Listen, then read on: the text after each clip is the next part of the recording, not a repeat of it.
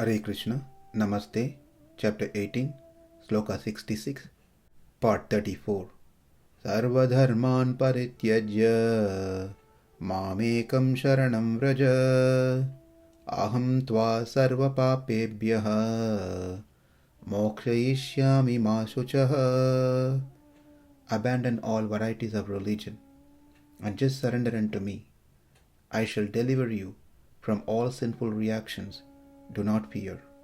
In the previous session, we learned a little bit about death and how the world perceives death. In this session, we'll learn the mode of actual departure of the Atma from the body. Before the Atma departs the body, something happens at that appointed moment. The Lord, who is present within everyone, does something. He joins the jnanendriya, 5 sense organs, and the karmendriyas, 5 working organs, with the mind. That makes it 11. When the sense of speech ceases to function, we see that the mind continues to work.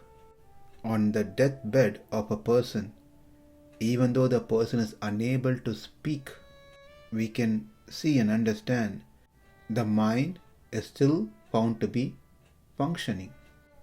Then the mind with the sense organs joined with the vital air, pranavayu. We can experience this when we see a person in a state of coma or unconsciousness. He just breathes, and even the functioning of the mind appears stalled. So the first thing is jnanendriya, karmendriya joined with mind.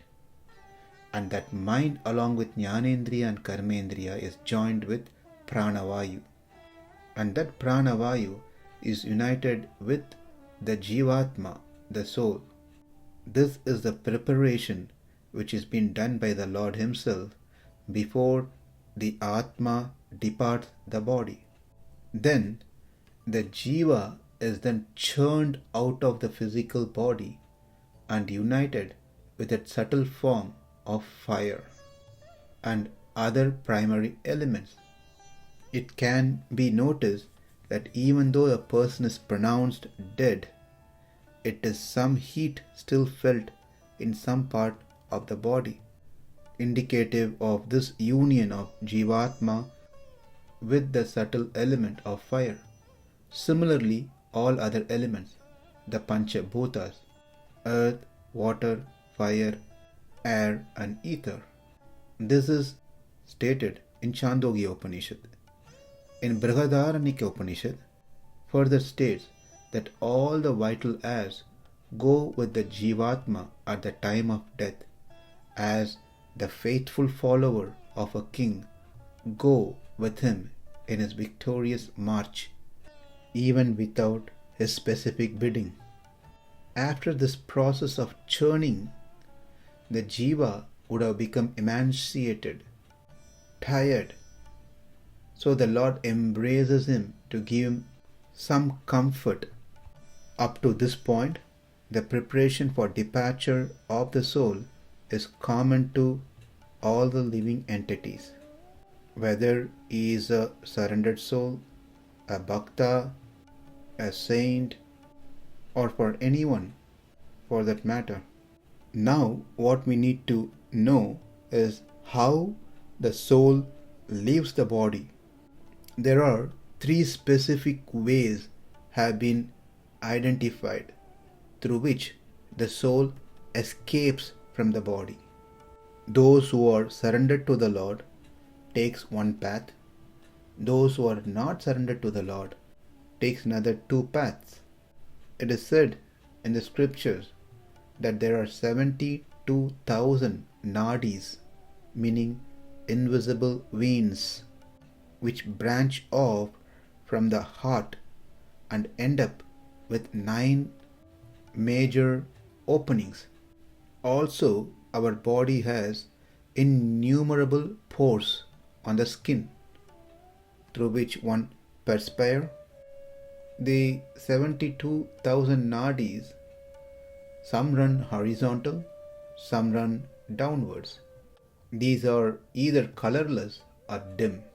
Those who are wicked during their temporary stay in this life, in that body, exit the body through one of these nadis.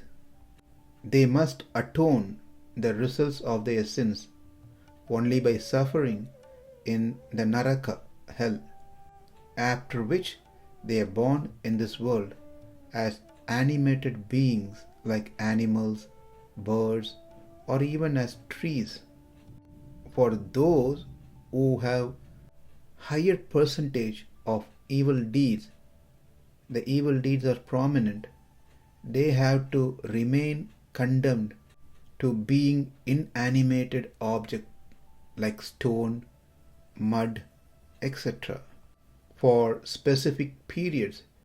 During that time, they will be incapable to indulge in any wrongdoing. So this is the first mode of departure.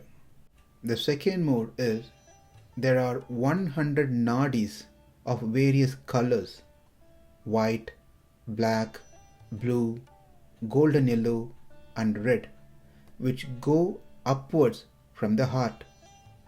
Those who go through these nadis that go upwards go to the higher worlds to experience the fruits of the extraordinary punya, good deeds they had accumulated.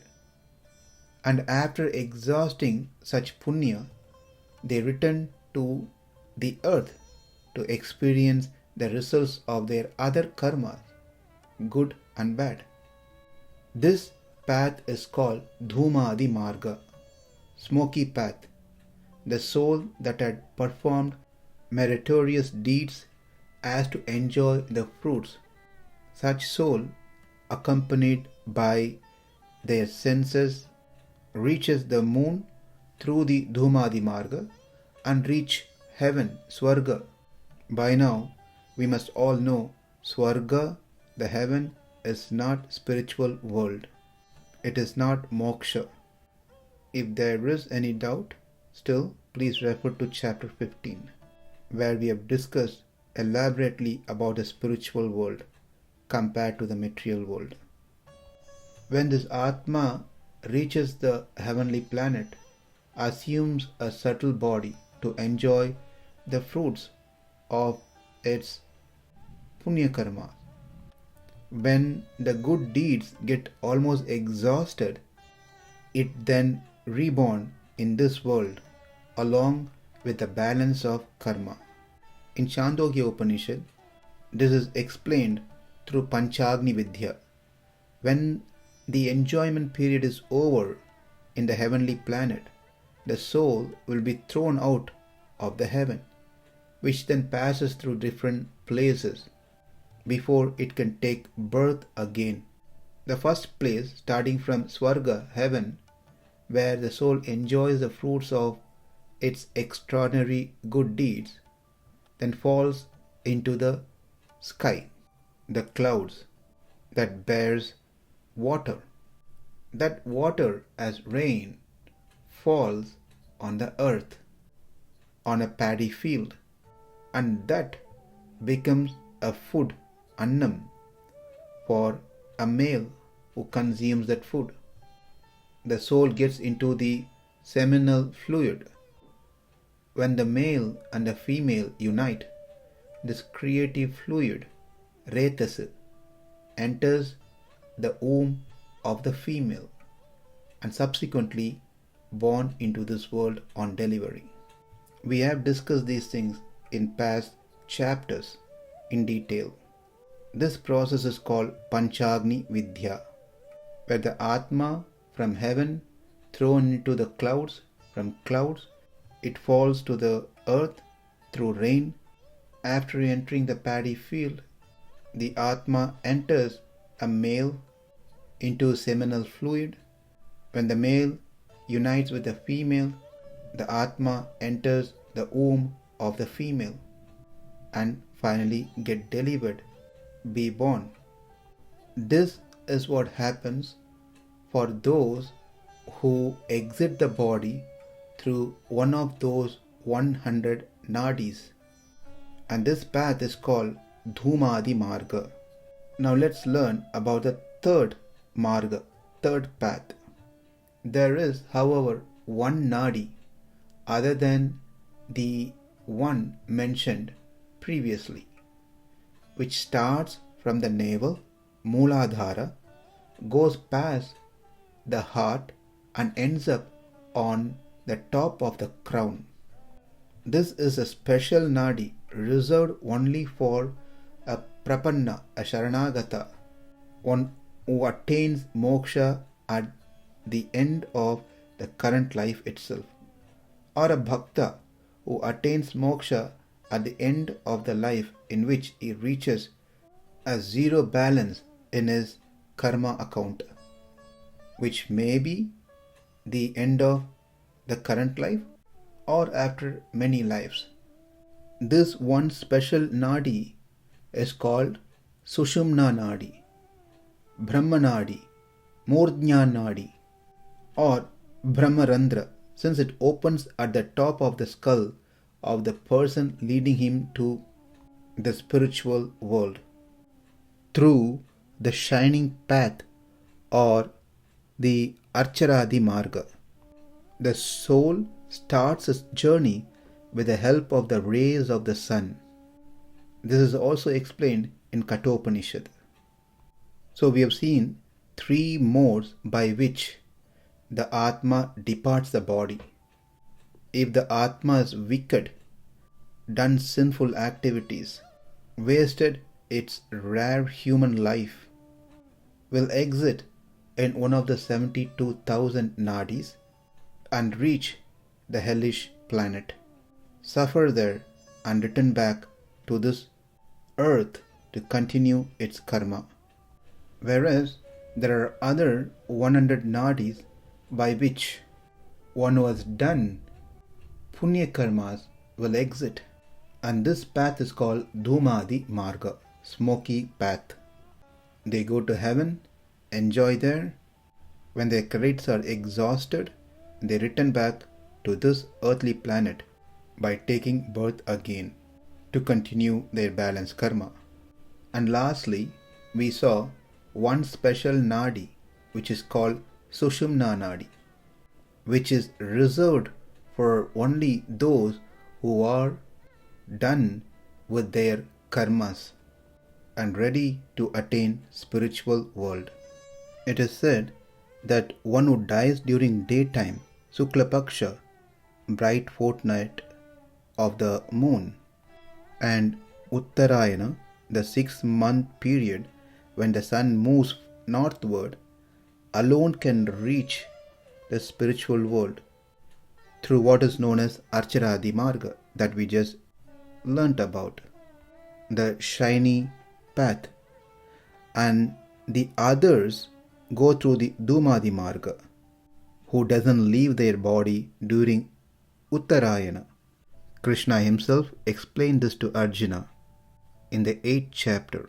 One who leaves the body during Uttarayana period will not come back into this world, whereas one who leaves their body during Dakshinayana period has to come back into this world.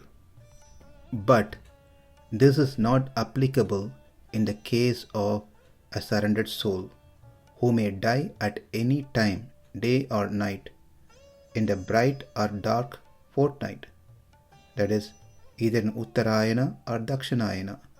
That is because in his case karma lasts only as long as the body lasts, and the moment he sheds his mortal coil, the body, he moves to spiritual world through Archaradi Marga. Whether the funeral rites are performed or not by their children, these surrendered souls reach only this bright and shiny path, that is Archaradi Marga, and those who goes in this path never returns to this mundane world. One may ask a question, what in case if one is unable to remember Krishna at the time of death? Yes, it is a serious problem. If one is in the path of bhakti and if one fails to remember Krishna at the time of death, then one cannot attain Krishna. One cannot join Krishna in the spiritual world. But that is not the case for those who have performed śaraṇagati, surrendered unto the Lord. Let's please understand the difference again. When a bhakta thinks he by himself can develop and mature in love, in prema, must remember Krishna at the time of death. Whereas those who accept their inability to perform any means to attain that prema, perfection in bhakti, will simply surrender unto the lotus feet of the Lord, accepting their inability, having the sense of hopelessness on them.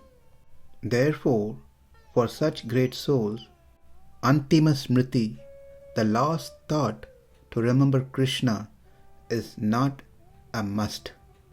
If a Sharanagata happens to leave the body in an unconscious state, unable to remember Krishna or even utter the name of Krishna or any mantras, still he will for sure attain the spiritual world. This is the guarantee that given by the Lord himself when he came as Varahadev. Ahaṁ smarami mat bhaktam nayami paramam gatim. My devotees who surrendered to me doesn't have to remember me at the time of their death. Even if they lay down like a log of wood or a stone in a condition where they cannot remember me, Ahaṁ smarami, I will remember mat bhaktam, those surrendered devotees, and lead them to attain the spiritual world. At the time of death, for a Sharanagata, where he is not able to remember the Lord will himself appear in his last thoughts and save him. Therefore, the Sharanagata should not think that thinking of the Lord by himself at the time of the death is the means to attain the Lord. That is only applicable for the other path, not for Sharanagata. Also, for the Sharanagata, the place of death doesn't really matter. The time, place, none of those things matters. Wherever he dies, that becomes auspicious place. Whatever time he leaves the body, that becomes auspicious time. In this session, we learnt about the three modes by which the Atma exits the body, and also we learned for Sharanagata, remembrance of Krishna at the time of death is not a requirement. One last thing before we could conclude this session is, for Bhakti Yogis, there are other route by which one can attain the spiritual world. They are referred as Krama Mukti, release by graduation. They don't attain the spiritual world immediately, but gradually going to different planets and finally attain the spiritual world. For example, those who practice Madhuvidya, if we remember, in one of the previous sessions, we learned about 32 Vidyas, Upasanas in Bhakti Yoga. One of it is Madhuvidya. A person who practices Madhuvidya obtain positions like those of Vasus, whereas those who meditate upon Brahma, the four-faced Brahma, as part and parcel of Narayana, will reach Satyaloka and stay there for some time until the end of Brahma's life, and along with Brahma he reaches the spiritual world. This is mentioned in Kurma Purana. Certain Others reach Aniruddha, and after staying with him for some time, they go to Pradyumna, then to Shankarshana, and finally attain the spiritual world. In Jayakya Samhita, it is mentioned that there's another route for bhaktas who practice some other vidyas. They go from here to Svetadvipa, and from there gradually they finally attain the spiritual world, Vaikuntha. All these different paths are available for those who practice Bhakti Yoga.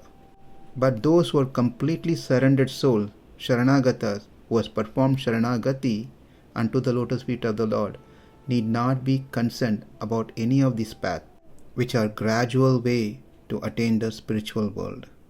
For them, for Sharanagata, the simplest, shortest, surest and confirmed route is the royal route of Archiradi Marga.